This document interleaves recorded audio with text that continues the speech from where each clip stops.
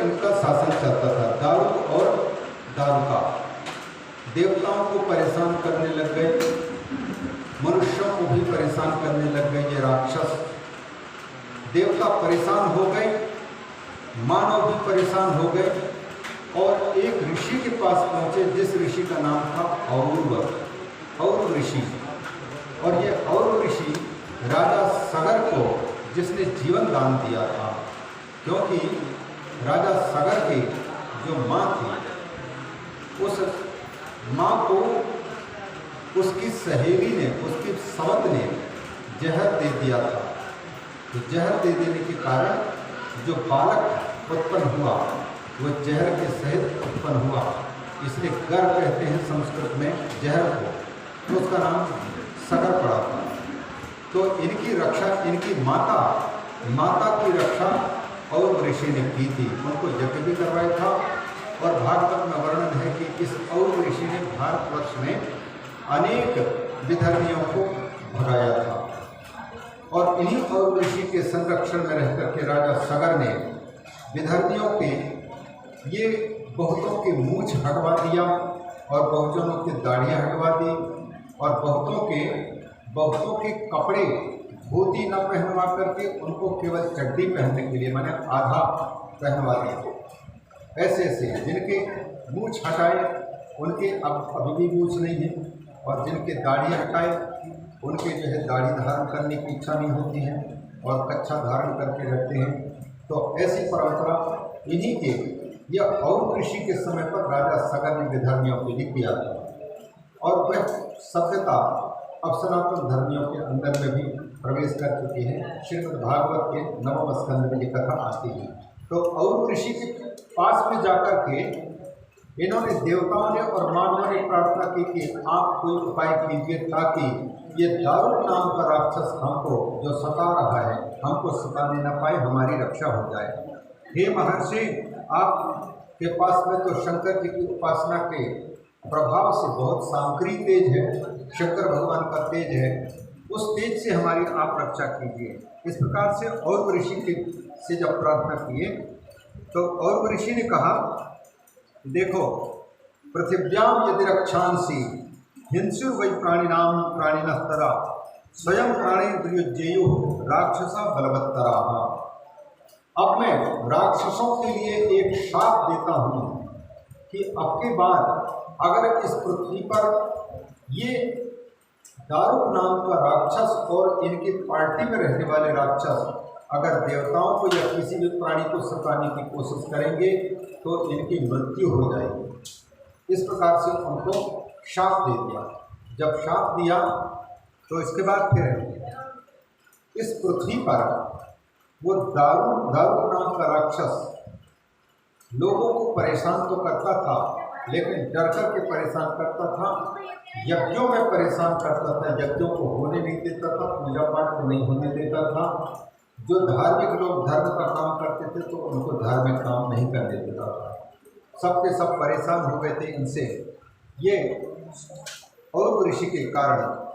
और ऋषि के बाद में सारी दुनिया में फिर धर्म जो सुरक्षित होने लग गया और राक्षसों की बल ताकत घटने लग गया।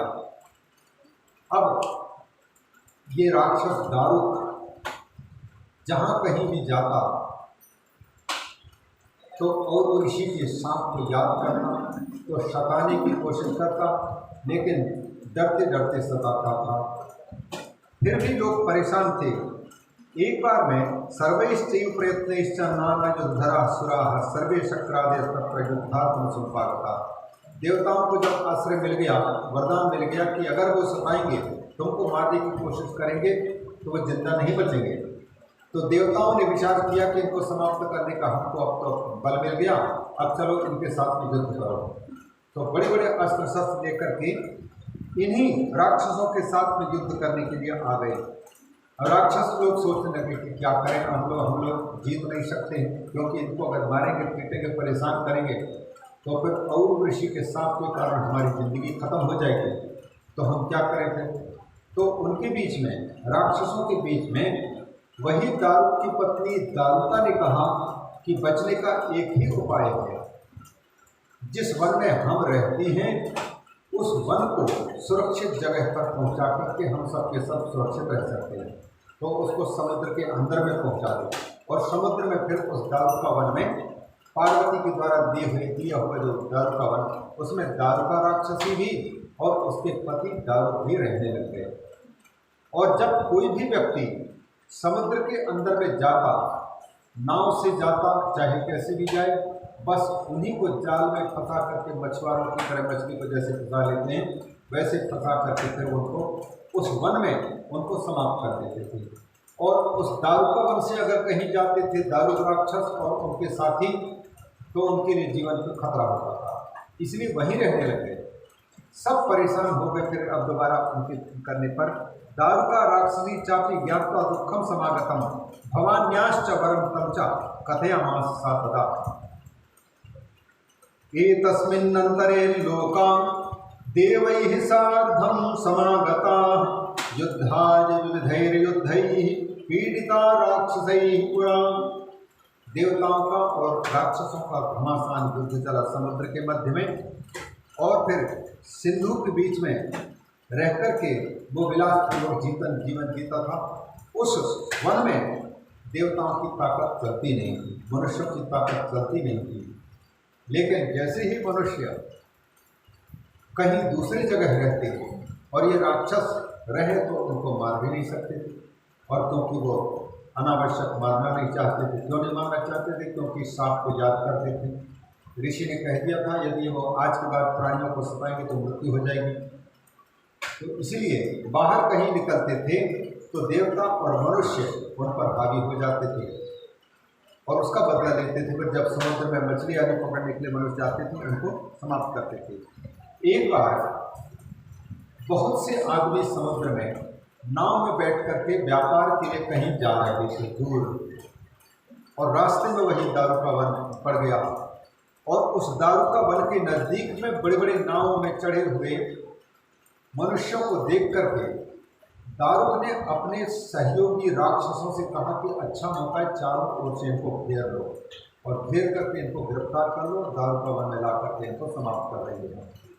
तो चारों ओर से घेर लिया और उनको गिरफ्तार करके ले जाने को तैयार थे। तब उन्हीं के बीच में एक वैश्य थे, सेठ जी थे, जिसका नाम था सुप्रिय। सुप्रिय सेठ शंकर भगवान का परम भक्त था। उन्होंने नाव में बैठे बैठे भगवान शंकर को याद किया, हे भोलेनाथ, हमारे जीवन में अब संकट आ चुका है और ये हमको गिरफ्तार करके हमको खत्म कर देंगे, आप ही हमको बचाओ।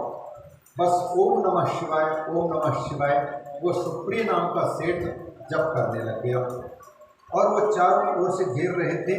सुप्रियो नाम यश्चासी वैश्यवर्य शिवप्रिया ध्यायंश्च मनसा तत्र चकार शिव पूजनम। शंकर भगवान को याद करते उनकी पूजा करने लग गए। उसी समय पर भगवान शंकर उन के बीच में, नाविकों के बीच में, उन सुप्रिय ब्राह्मण के सामने खड़े हो गए। बोले शंकर भगवान की जय। शंकर भगवान ने कहा कि सुप्रिय तुम्हें क्या चाहिए? बोले प्रभु, दारुक नाम के राक्षस के द्वारा हम घेर लिए गए हैं, हमारी मृत्यु हो जाएगी और इनके साथ साथ में इनकी भी, हमारे साथी इनकी भी मृत्यु हो जाएगी, आप रक्षा कीजिए। भगवान भोलेनाथ ने नाना प्रकार के उपाय करके उस दारुका नाम की राक्षसी और उस दारुक नाम के राक्षस को समाप्त करने के लिए जैसे ही उपाय किया, उसी समय दारुका राक्षसी भगवती पार्वती से प्रार्थना करने लग गई कि माँ, आपके दिए हुए जो दारुका वन है उसमें हम सुरक्षित नहीं हैं, आप हमारी रक्षा करो। तो भगवती पार्वती ने भगवान शंकर से कहा कि मेरी जो भक्ता है उनकी रक्षा करो। तो फिर भगवान शंकर ने दारुक नाम के राक्षस को समाप्त किया और उस दारुका नाम के राक्षसी के प्रार्थना करने पर उसको जीवित छोड़ करके और उन्हीं की स्मृति में दारुका वन में वहाँ पर रह गए। इस दारुका वन में भगवान शंकर तो नागेश्वर के रूप में और भगवती पार्वती नागेश्वरी के रूप में निवास करते हैं। इनका जो लोग दर्शन करते हैं, निषद देश में क्षत्रियों के कुल में वीर सिंह नाम का राजा, उसकी भी कथा इसके साथ जुड़ी हुई है। इस प्रकार से नागेश्वर की उत्पत्ति, उनकी पूजा का भी बहुत महत्व दिया है। रामेश्वर शिवलिंग की महिमा सब लोग प्राय से जानते हैं। जब राम की पत्नी सीता का अपहरण हुआ और खोज करते करते राम जी दक्षिण भारत पर समुद्र के किनारे जब पहुँचे तो समुद्र पार किए बिना लंका तक पहुँचा जा नहीं सकता था। सीता जी को पता तो लग चुका है, हनुमान जी ने बता दिया था, लेकिन लंका तक पहुँच करके सीता जी को लाना है और बंदर तैर करके पार कर नहीं सकते उतने, और जाने का कोई रास्ता है नहीं। तो ऐसे समय पर भगवान राम जी को प्यास भी लगी जोर से, बहुत जोर से प्यास लगी। तो हनुमान जी से कहा कि हनुमान लक्ष्मण कहीं से पानी लाओ बेटा, क्योंकि नमक वाला पानी समुद्र का पानी तो पी नहीं सकते। कोई रामेश्वर गए हैं आप में से कोई गए हैं रामेश्वर? रामनाथपुरम रामेश्वर बिल्कुल समीप ही है, यहाँ से ज़्यादा से ज़्यादा ये जो चौराहा है, बल्कि इतना बस ये जो चौराहा यहाँ से गाड़ी जहाँ होती है, इतने ही दूर पर रामेश्वर भगवान का विशाल मंदिर है। और बिल्कुल इतने दूर पर ये वहाँ से चौराहे से लेकर यहाँ से ऊपर समुद्र लगा हुआ है। और वहीं से आगे लंका की ओर जब राम जी गए थे, जिस पुल को बांधे थे राम सेतु, वहाँ दर्शन करने के लिए लोग जाते हैं। बड़ा सुंदर भव्य और रामेश्वर मंदिर के चारों ओर छोटे छोटे बहुत से मंदिर हैं। साथ ही साथ में वो कई तीर्थों का जल एक कुंड में भरा पड़ा हुआ है। और वहाँ जब यात्री जब जाते हैं तो कपड़े वगैरह जो है अपने घर में रखिए, जिन कपड़ों को पहन करके हम जाएं तो इसमें हर कुएँ के पानी को डालते हैं, क्योंकि राम सेतु जब तैयार हुआ था उस समय कई तीर्थों का जल ला करके वहाँ पर शंकर भगवान के अभिषेक के लिए लाया गया था। वो अभी भी अलग अलग कुओं में पानी सुरक्षित है, कई तीर्थों का पानी, तो उन्हीं पानियों को ऊपर डालते हैं, स्नान कराते हैं। इसके बाद फिर सबसे अंत में भगवान रामेश्वर के दर्शन कराते हैं। बड़ा भव्य है, बड़े अंदर विशाल मंदिर है।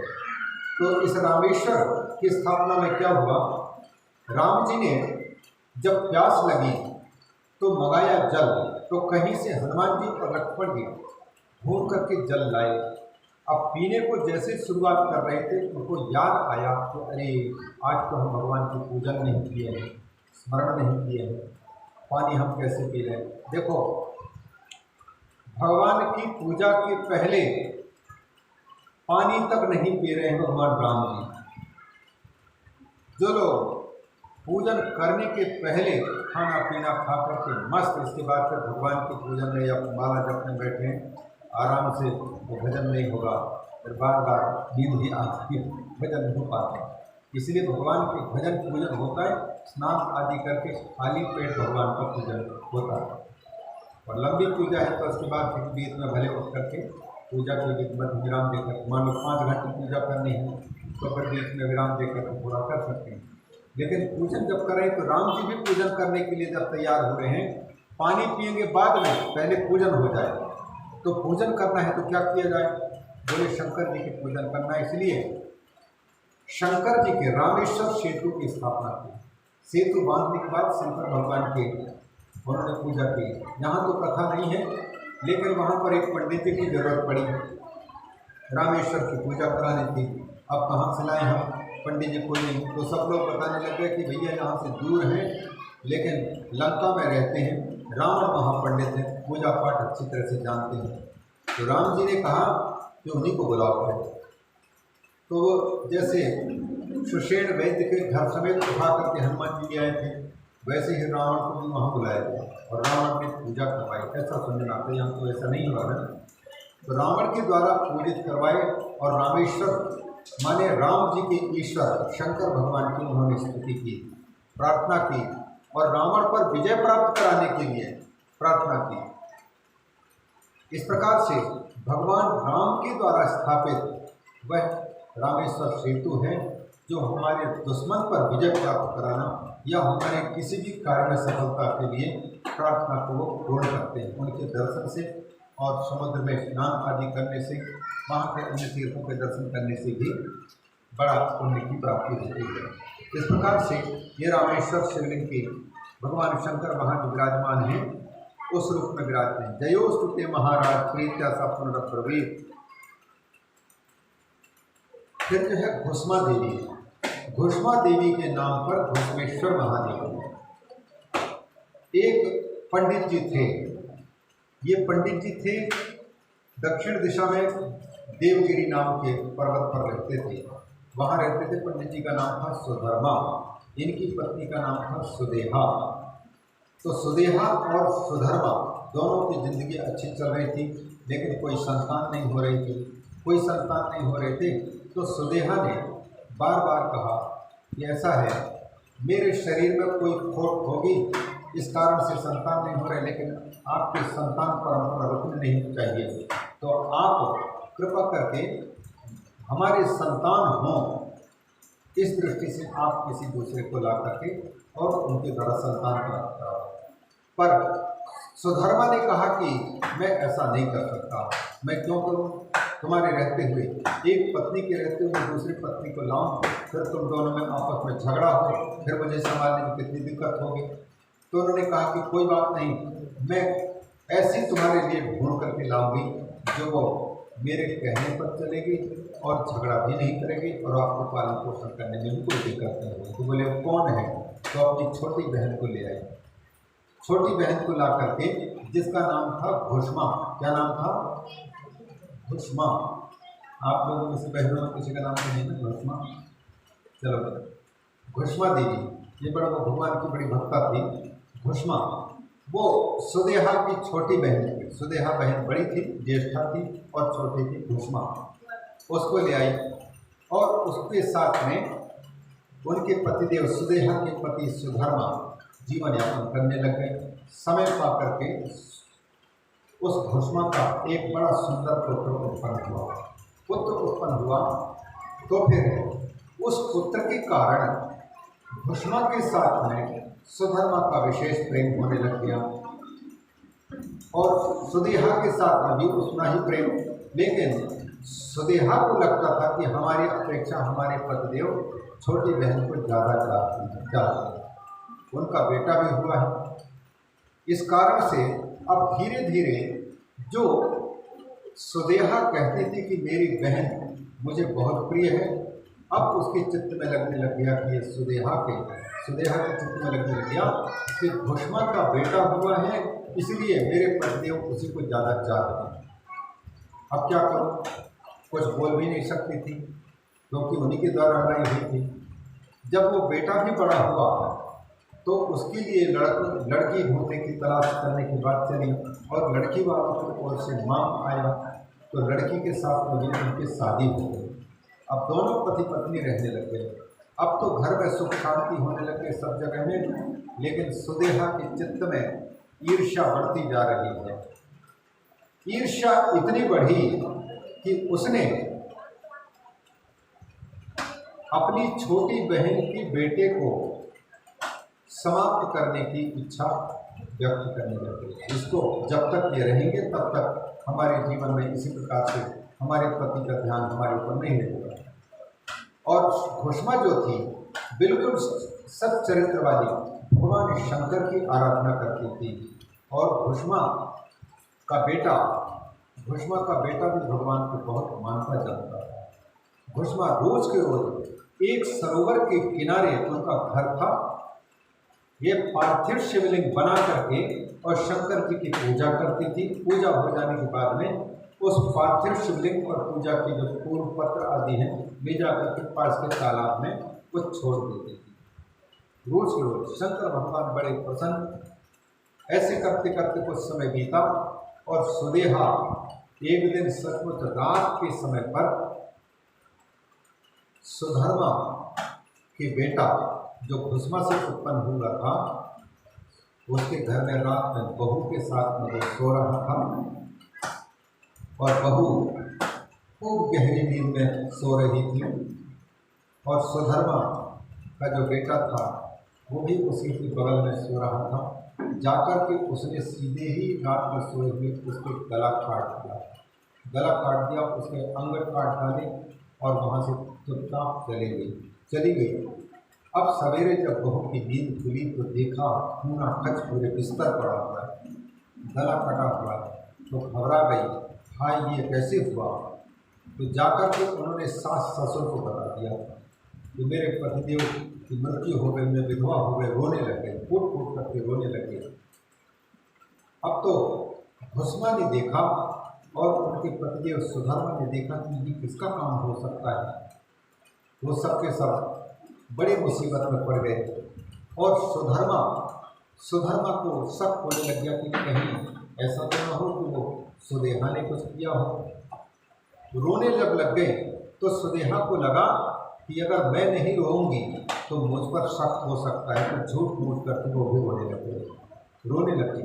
लेकिन जो घुष्मा है और सुधर्मा है, ये दोनों के दोनों शंकर भगवान की आराधना पर और उन पर विश्वास करके जो कुछ होगा वो ठीक ही होगा, ऐसा सोच करके घुष्मा को भी तो समझा देते सुधर्मा। और घुष्मा भी बिल्कुल पुत्र की मृत्यु होने पर भी भगवान शंकर जी पर छोड़ दिया। उन्होंने कहा कि जो भगवान चाहते हैं वही होता है, जो होना तो सो हो गया, ऐसे पूजा करके। और दूसरी जगह में वो जा करके तालाब में जैसे फेंकने को गए, वहीं पर देखते हैं कि जिस बेटे की कत्ल किया गया है वही बेटा भगवान शंकर साथ में लेकर के उस तालाब से प्रकट हुए। और सुधर्मा घुष्मा से कहा कि बिटिया, तुमने मेरी पूजा की और मेरी पूजा के समय तुमने पुत्र के मर जाने पर भी शोक नहीं किया, मुझ पर विश्वास रखा, इसलिए तुम्हारे इस विश्वास के फल रूप में तुम्हारे इस बेटे की रक्षा हमने कर दी है, इसको तुम जीवित ले लो। अब जब उसके जीवित बालक को प्राप्त किया तो सुधर्मा और घुष्मा बहुत प्रसन्न हो गई और उस सुदेहा को बड़ा पश्चाताप लगा कि हमने गलत किया है और इस गलत कर्म करने के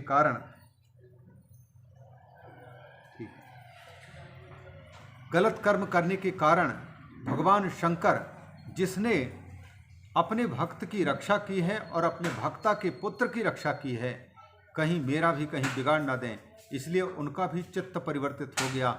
भगवान शंकर के मंदिर में जाकर के रोने लग गई, मेरे से जो गलती हो गई, हे प्रभु मैंने नादानी की है, भले आप मुझे दंड दे दें लेकिन मुझे अपने चरण कमलों से दूर मत कीजिए। भगवान भोलेनाथ खुश होकर के कुछ बोले तो नहीं, पर घुष्मा से बोले कि घुष्मा और तुम क्या चाहती हो, बोलो। घुष्मा ने कहा कि प्रभु, यदि आपने हमारी पूजा से, हमारे पार्थिव शिवलिंग की पूजा करने से आप प्रसन्न हुए हैं तो आपसे एक ही प्रार्थना है, आपने मेरे बालक को जैसे जीवित कर दिया, जीवन भर में आपकी आभारी रहूंगी और आपका भजन मेरा छूटने न पाए, रोज़ की रोज़ मैं आपकी पूजा करती रहूं, कभी न भूलने पाऊँ आपको, ये आपकी मुझ पर कृपा बनी रहे। और दूसरी बात ये घुष्मा, ये क्या नाम, सुदेहा की बुद्धि ठीक हो जाए और उसको भी सुख शांति मिले, इसकी मृत्यु ना हो।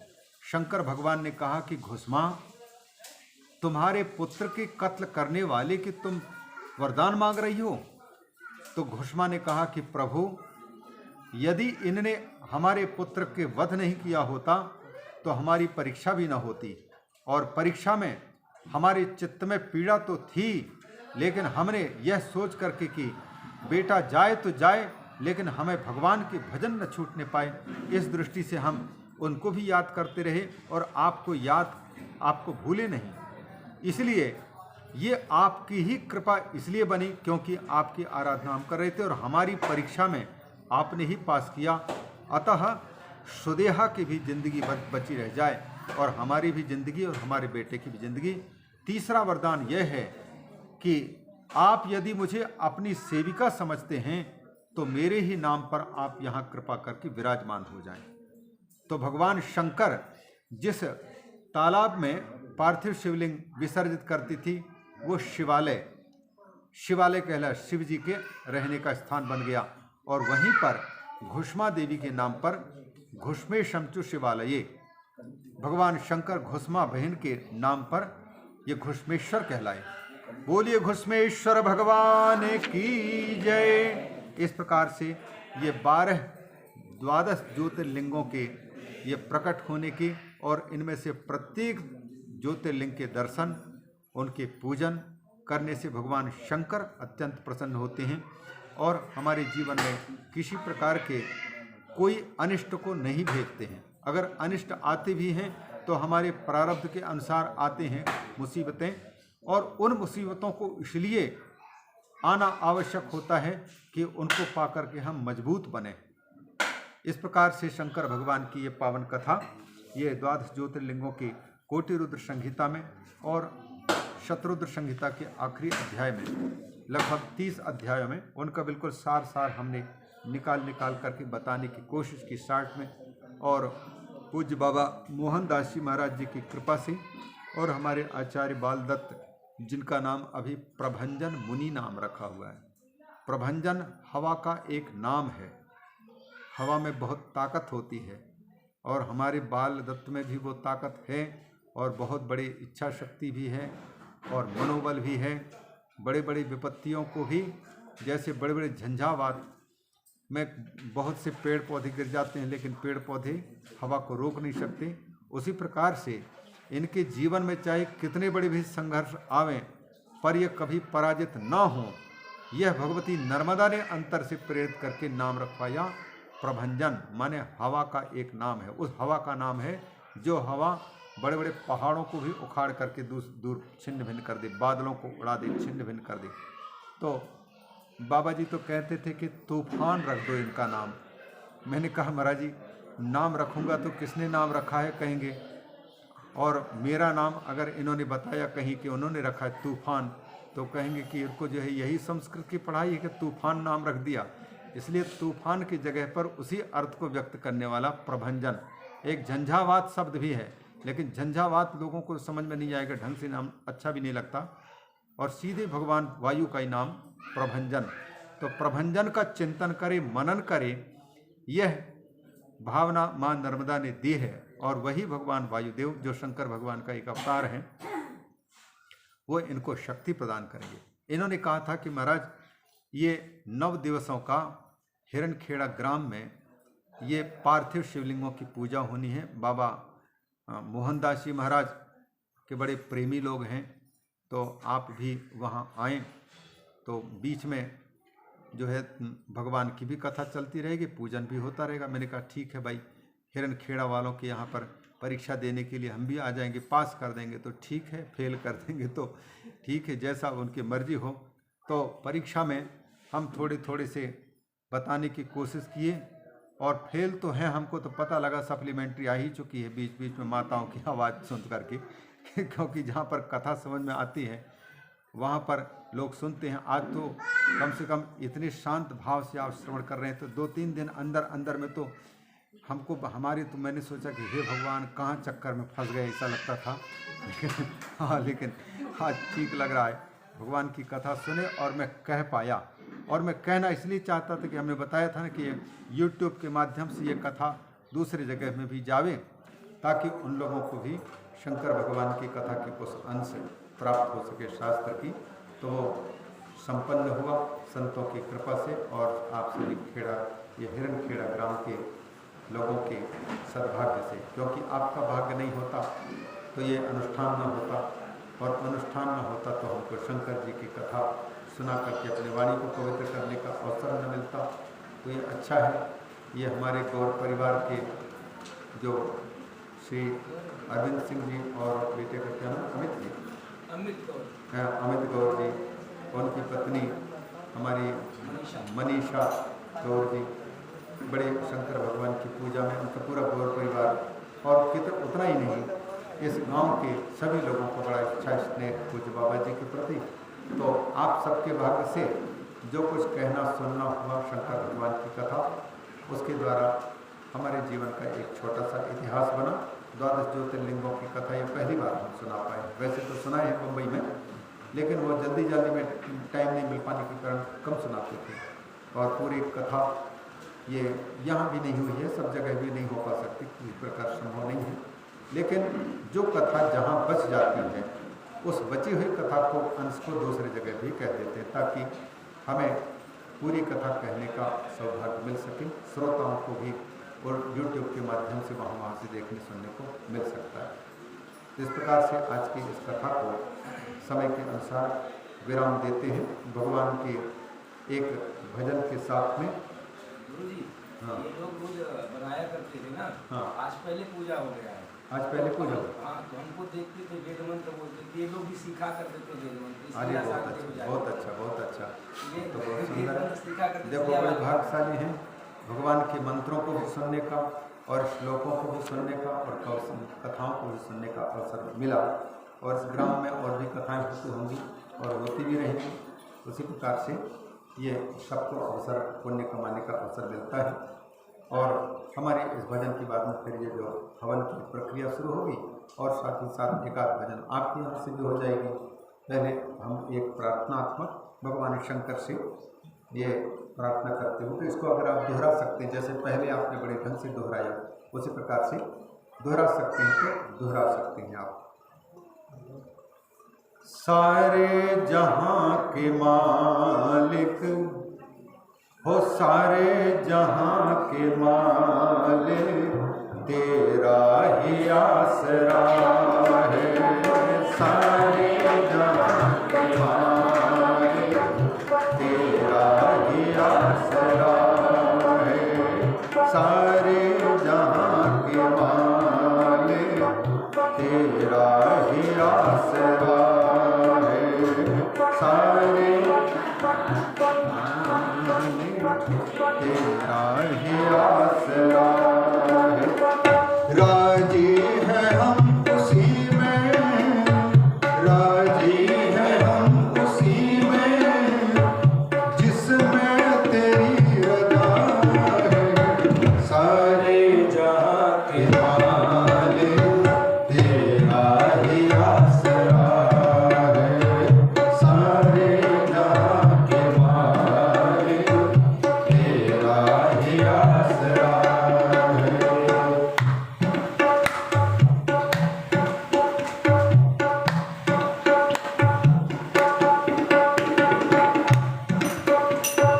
हम क्या बताएं तुझको, सब कुछ तुम्हें खबर है। हम क्या बताएं तुझको, सब कुछ तुझे खबर है। हर हाल में हमारी तेरी तरफ नजर है। हर हाल में हमारी तेरी तरफ नजर है। किस्मत है वो हमारी, किस्मत है वो हमारी, जो तेरा फैसला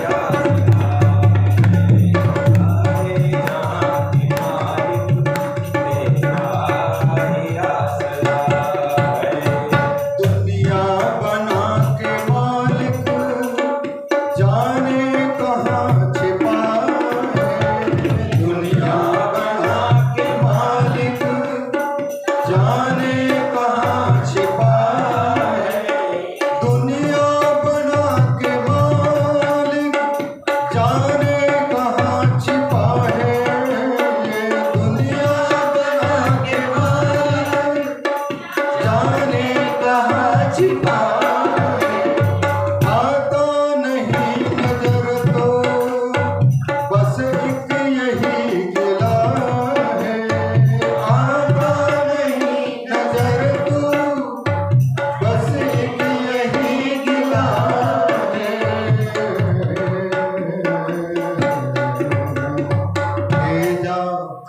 भेजा है इस जहां में, भेजा है इस जहां में जो तेरा शुक्रिया है।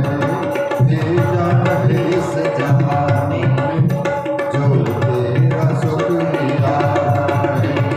राजी है हम उसी में, राजी है हम उसी में जिसमें तेरी रजा है।